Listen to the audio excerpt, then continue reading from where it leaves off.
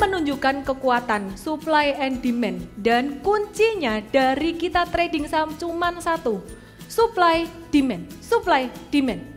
Kita beli kalau demand masih naik, kita jual kalau demandnya udah mulai lemes. Udah itu aja, jangan tanyain kenapa demand naik, kenapa institusi beli. Ya, kalau Anda tahu story-nya itu buat pelengkap aja, tapi bukan untuk mengambil keputusan. Ya, jadi guru-guru saya juga ternyata mengatakan hal yang sama.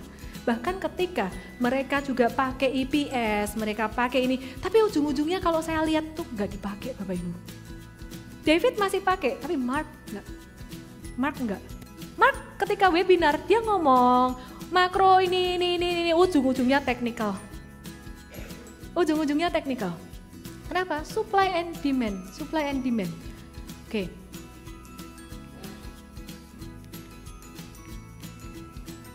Ini tadi saya udah jelasin ya. Demand akan mendorong harga naik. Sekarang kita lihat dasarnya seperti ini. Nanti kita akan lihat pengembangannya. Kalau harga naik dengan volume naik, maka dia akan lanjut naik, confirming. Kalau harganya turun, price minus artinya harga turun dan volume naik, itu kan kayak perkalian min plus min. Harga turun, volume naik, volumenya tinggi pas harga turun, artinya hati-hati, bisa lanjut turun. Big money buang barang. Ketika big money buang barang, barangnya itu nggak sedikit, barangnya banyak. Dia akan markup dulu, dinaikin dulu. Biar retailnya yang beli di bawah seneng, profit taking, beli, habis itu buang lagi. Itu yang terjadi ketika distribusi, ya, ketika downtrend.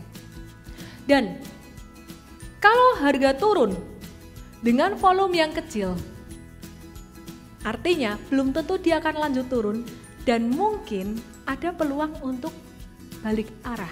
Maksudnya gini, harga turun tadinya volumenya tinggi, harga turun volume besar, harga turun lagi volumenya agak kecil, turunnya nggak terlalu banyak.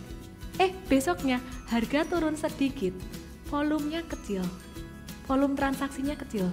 Artinya apa? Artinya sellernya udah mulai habis barang, ya. Jadi kekuatan daya jualnya ini udah mulai melemah.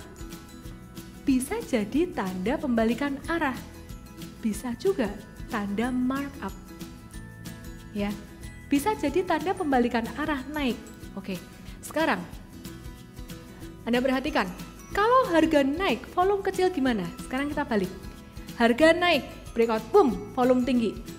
Harga naik lagi, boom, volume masih tinggi. Besok lagi, harga naik, volume kecil. Oh, hati-hati, Anda jangan beli di sini. Bisa jadi dia turun untuk normal correction. Tahu ya? Bisa jadi turun untuk normal correction. Kalau mau tahu normal correction gimana, pas dia turun, volumenya juga harus turun. Kalau pas dia turun, volumenya tinggi, artinya itu bukan normal correction dan Anda harus keluar.